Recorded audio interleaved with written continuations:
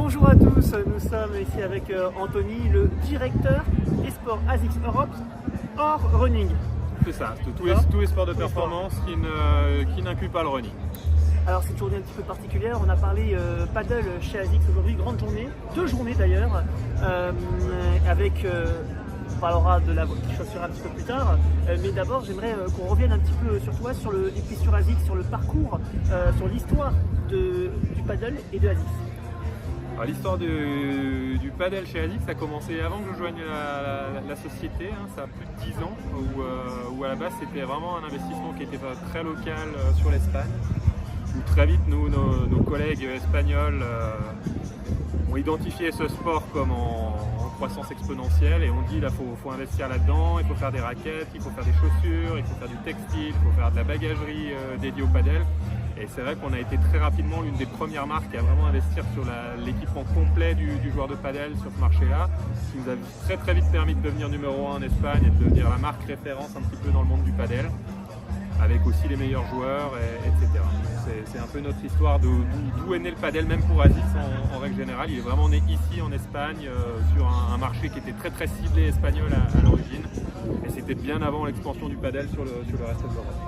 Alors, avant de parler d'aujourd'hui, on se souvient qu'il y avait un joueur très connu dans le mini-paddle, Pablo Lima, qui a terminé sa carrière avec ASICS.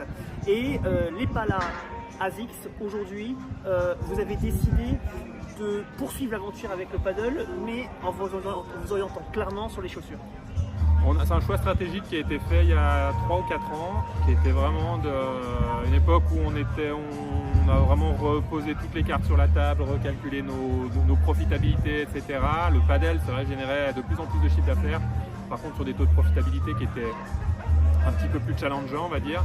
Et nous, on voyait aussi l'évolution du sport, on voyait vraiment ce que j'appelle les mastodontes du monde de la raquette qui investissaient de plus en plus. Nous, on savait qu'on n'avait pas cette expertise et qu'on n'aurait à terme pas la capacité d'innovation que eux pouvaient amener là-dedans. On n'a pas les expertises dans les composites comme eux peuvent avoir, etc.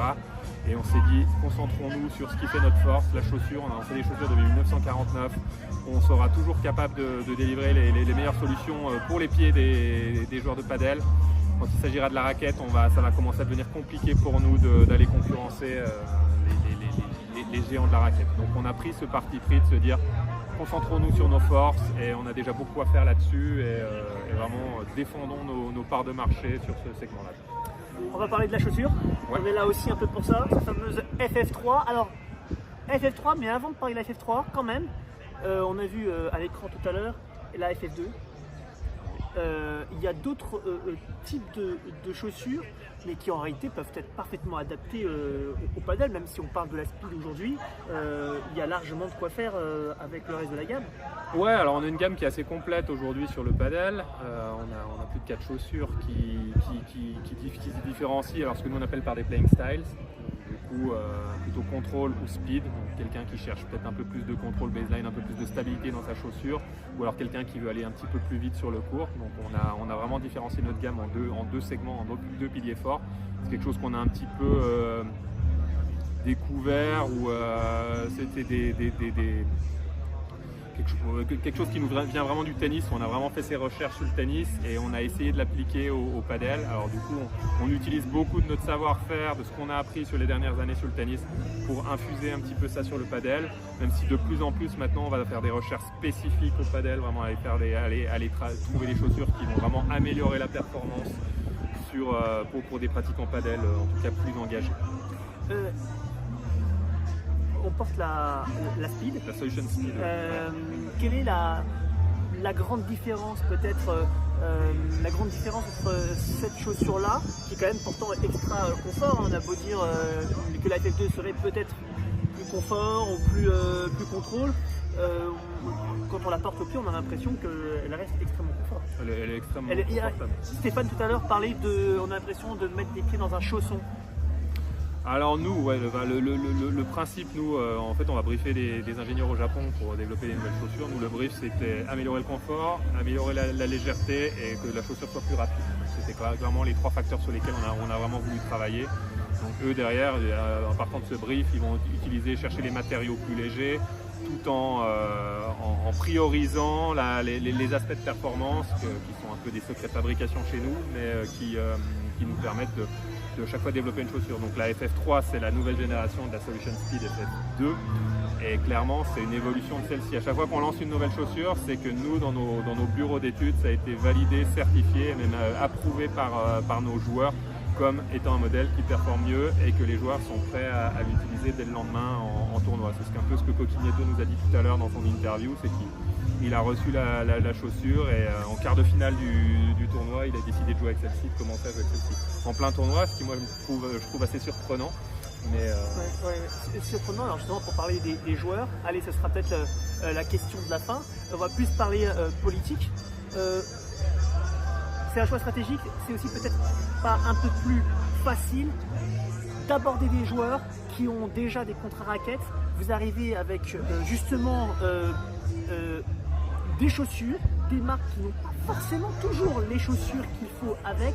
Du coup, pour venir dans ce marché-là, c'est plus simple.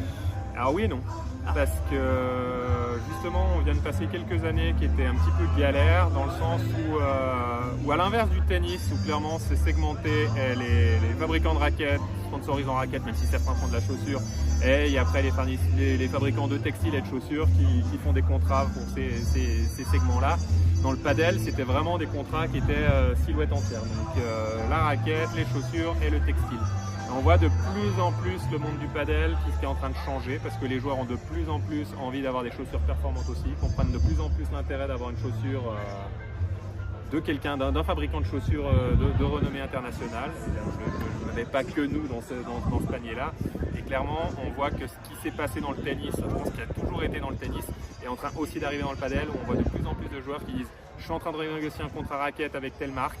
Par contre, j'aimerais différencier mon contrat textile et chaussures avec vous, parce que je sais que vos chaussures vont vraiment m'aider dans ma performance. La raquette, c'est la meilleure. Mais par contre, leurs chaussures, je pense qu'elles ne sont pas au niveau par rapport à ce que je veux faire. » On a de plus en plus de joueurs qui nous contactent. Ça, tu le vois. On le voit de plus en plus. Donc les full marques, à terme, ce sera moins le cas. Je vois une diminution du full marque dans le padel. D'accord. Eh bien, écoute, l'avenir nous le dira, mais en tous les cas, nous, ce que nos équipes sports marketing, donc tous les gens qui sont en charge de négociation de contrats, ont un téléphone qui sonne assez souvent pour justement ce genre de choses. Ce qui n'était pas le cas il y a 3-4 ans en arrière, où ils étaient vraiment ficelés et bloqués par leur marque pour avoir la silhouette entière, et que de plus en plus, maintenant, les marques commencent aussi à dire okay, si on veut l'avoir lui, il faut qu'on accepte qu'il ait que la raquette, qui est quand même l'aspect qui est le plus visible aussi sur les photos, donc qui reste quand même la grosse partie du contrat sur un contrat padel, et on peut laisser les chaussures à une autre marque. Ce sera le mot de la fin avec Anthony, merci beaucoup. Merci à vous.